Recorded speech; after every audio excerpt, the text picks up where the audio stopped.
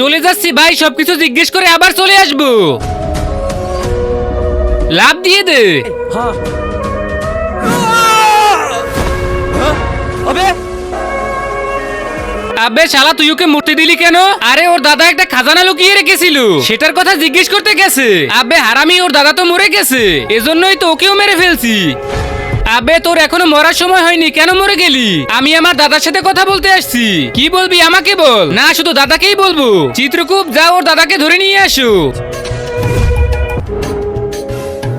আরে আবুল নাতি, তুই? দাদা মশাই তুমি এদিকে আসো।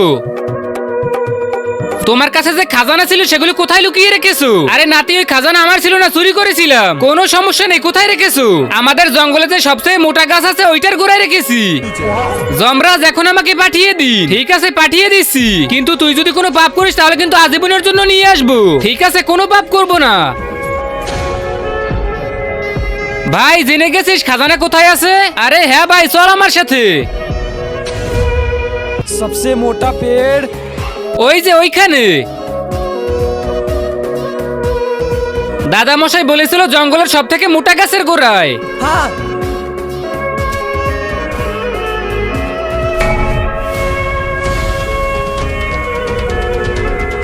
मिल गया আরে ভাই, খাজানা পেয়ে গেছি।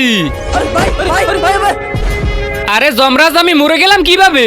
আব্বে শালা, তোকে বলে দিয়েছিলাম কোনো পাপ করবি না, তুই আবারও চুরি করে খাজানা চুরি করেছিস।